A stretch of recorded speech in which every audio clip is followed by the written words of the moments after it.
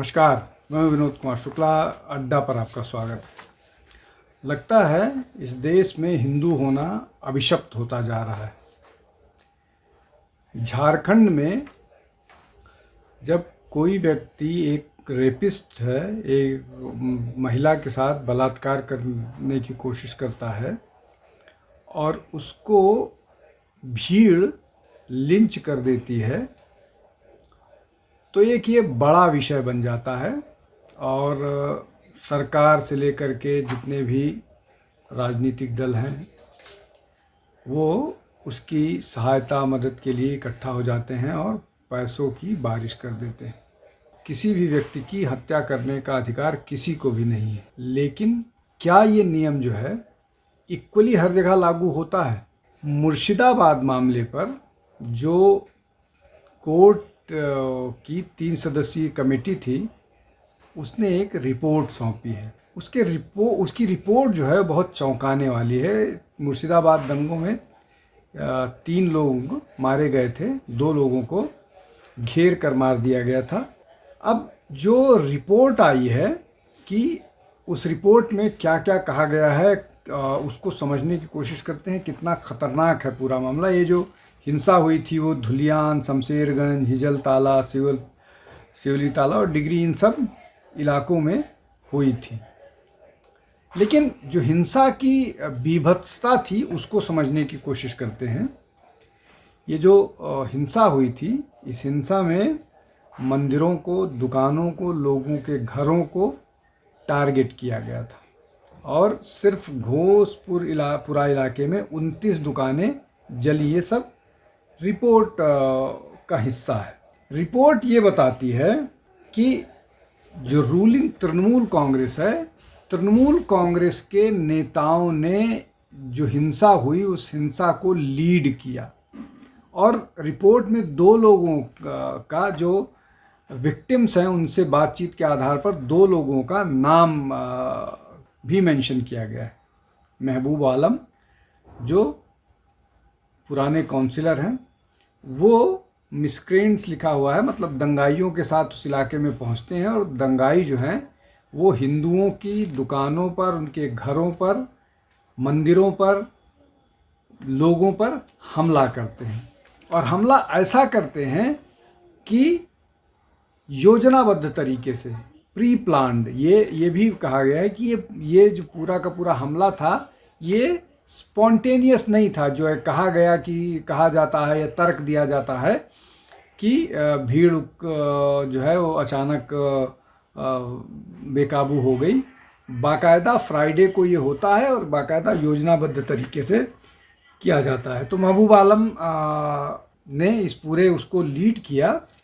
उसके बाद अमीरुल इस्लाम जो हैं ये भी उस इलाके का दौरा करते हैं और ये देखते हैं कि कौन कौन से घर सुरक्षित बचे हुए हैं और अगले दिन फिर वो जो बचे हुए घर, सुरक्षित घर थे, उनको भी जला दिया जाए।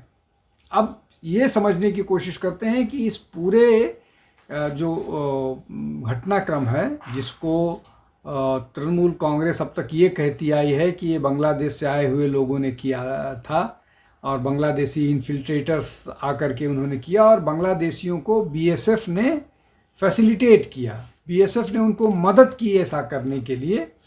और ये तर्क दिया गया कि बीएसएफ जो है वो केंद्र सरकार के उसमें आती है। समझने की कोशिश करते हैं जिन लोगों ने रिपोर्ट 3 सदस्यीय है बनी है, समिति बनी थी, उसने जो रिपोर्ट दी है उसने ये बताया कि महिलाओं के साथ जो अत्याचार हुआ है, उनके साथ बलात्कार हुआ है और उनको उनके कपड़े तक जला दिए गए, सारे के सारे घर के कपड़े जला दिए गए, जिससे कि वो इस अवस्था में रहें कि बाहर तक मदद के लिए ना मांग पाए, सब लोग निर्वस्त्र का अवस्था में रहे।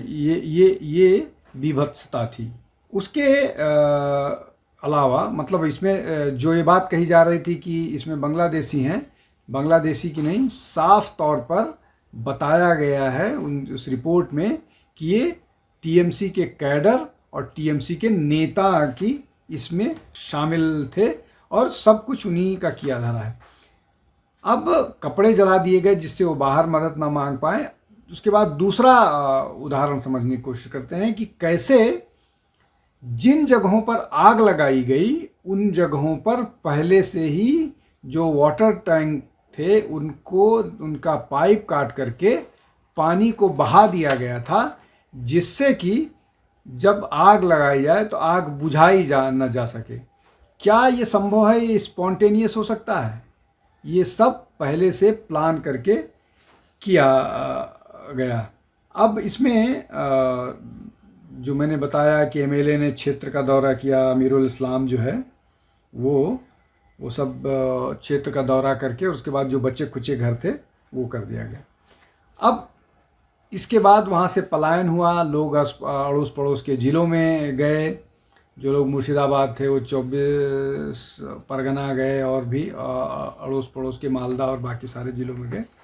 अब पुलिस उनको मजबूर कर रही है कि वो वापस अपने घरों में जाएं। इस बात का रिस्क बरकरार है कि वापस जाएंगे तो उनको फिर मारा जाएगा, फिर प्रताड़ित किया जाएगा, फिर वो किया जाएगा, लेकिन पुलिस उनको मजबूर कर रही है। अब इन लोगों का ये कहना है कि जो लोग वापस चले गए हैं या जो लोग वहाँ पर फिर से आकर के रहने लगे हैं, ये सब बीएसएफ के सुरक्षा के साए में रह रहे हैं। और सब का ये कहना है कि हम इस बात के लिए आश्वस्त नहीं हैं कि बीएसएफ यहाँ से जाएगी तो फिर हम पर हमला नहीं होगा, इसलिए कि जब हमला हुआ था तो पुलिस जो है वो किसी भी तरह से निष्क्रिय थी, किसी तरह से मदद करने के लिए तैयार नहीं थी। और जिन लोगों जो लोग विक्टिम थे उनको मदद करने के लिए पुलिस नहीं आगे आई, वो निष्क्रिय थी। पुलिस का इनएक्शन था, कोई कार्रवाई नहीं कर रही थी दंगाइयों पर। इसलिए नहीं कर रही थी कि इसमें तृणमूल कांग्रेस के नेता और कार्यकर्ता इन्वॉल्व थे, ये सबको मालूम है।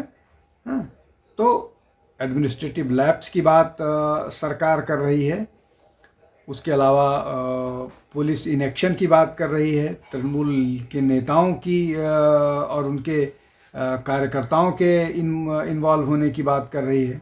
ये सारी स्थितियां हैं वहाँ पर। और अभी भी आज भी जो है इस जब ये रिपोर्ट आई है तो उस समय तृणमूल कांग्रेस का एक प्रतिनिधिमंडल जम्मू कश्मीर पहुंचा हुआ है। इतनी बड़ी घटना मुर्शिदाबाद में हो गई, पश्चिम बंगाल में हो गई, और इस तरह की बहुत सारी संदेश खाली से लेकर के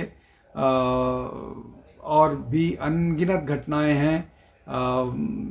शेख शाहजहां की, और वो एक बीजेपी की कार्यकर्ता थी जिसको बीजेपी के उसमें वोट करने पर उसको निर्वस्त्र करके पीटा गया था।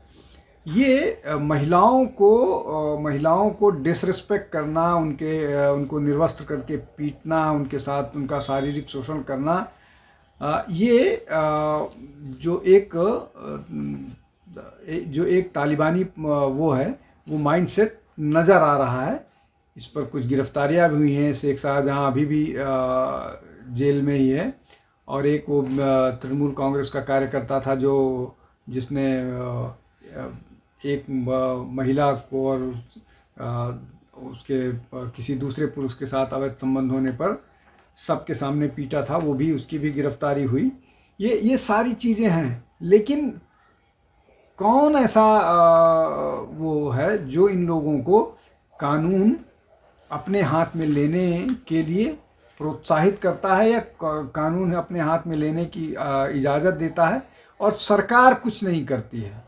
सरकार किसी भी हिंसा पर, चाहे चुनाव के बाद की हिंसा हो, चाहे हिंदुओं पर हिंसा हो, चाहे जो हो, उस पर कुछ नहीं बोलती है। लेकिन अगर ईडी शेख शाहजहां के खिलाफ इंक्वायरी करने जाता है तो ईडी को पीटती है, और सरकार, पुलिस पश्चिम बंगाल की प्रोटेक्ट नहीं कर पाती है। तो ये स्थिति है। और ये जो सारी बातें मैंने बताई, जो ये 3 दिन की ये 3 सदस्यीय समिति है, इसकी जो रिपोर्ट है उसमें ये सारी बातें हैं।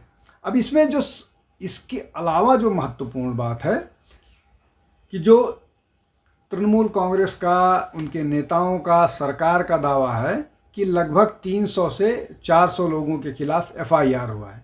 उस पर इस रिपोर्ट में ये कहा गया है कि वो रिपोर्ट इतनी कमज़ोर धाराओं में दर्ज किए गए हैं कि वो स्टैंड ही नहीं करेंगे। तो ये जो कुल मिलाकर के पूरा मुर्शिदाबाद का मामला है या पूरे पश्चिम बंगाल का मामला है, जहां अपीज़मेंट अपने चरम पर है और प्रदेश की मुख्यमंत्री अपने जो उनका मुस्लिम वोट बैंक है उसको प्रोटेक्ट करने के लिए, जैसे कि उनके नेता कहते हैं कि हमारी तो गिनती 30% से शुरू होती है, तो उस 30% को के लिए 70% को ममता बनर्जी की सरकार ने पूरी तरह से अनाथ छोड़ दिया है। अब ये चेतना जो है आरजी कार मामले में किस तरह की घटना हुई थी कि हॉस्पिटल में सबूत मिटा दिए गए और लैब तोड़ दिया गया, सब कुछ कर दिया गया जिससे सबूत गायब हो गए, और वो मामला अब सबूत गायब जैसा ही है, इस तरह का है कि वहाँ से उससे कुछ निकलने वाला नहीं है। तो ये जो पूरा का पूरा मामला है, सबको इतनी हल्की, जैसे आरजी कार में हुआ वहाँ भी सबूत मिटा दिए गए, जो उसमें कितने लोग इन्वॉल्व थे, कौन कौन था और क्या क्या हो सकता था, वो सारा गायब हो गया। एक व्यक्ति पर घूम फिर करके आ गया है, वो केस ऑलमोस्ट ख़त्म सा हो गया। वैसा ही यहाँ पर है, इतना कमज़ोर कर दिया गया है, इतना कमज़ोर कर दिया गया है कि किसी को इस मामले में सज़ा होने की उम्मीद नहीं नज़र आ रही है। ये और दुर्भाग्यपूर्ण स्थिति है। लेकिन जो घटनाएं हुई हैं, चाहे किसी को मार दिया गया हो घेर करके, चाहे घर में आग लगा दिया हो, उसमें सरकार को जो अपना रोल करना चाहिए, जो संविधान की शपथ लेकर के वहाँ बैठे हुए हैं, वो कहीं नहीं नज़र आया। आज के लिए बस इतना ही। आप हमारे साथ जुड़ते रहिए, हमारे चैनल को लाइक कीजिए, शेयर कीजिए, सब्सक्राइब कीजिए। बहुत बहुत धन्यवाद। नमस्कार।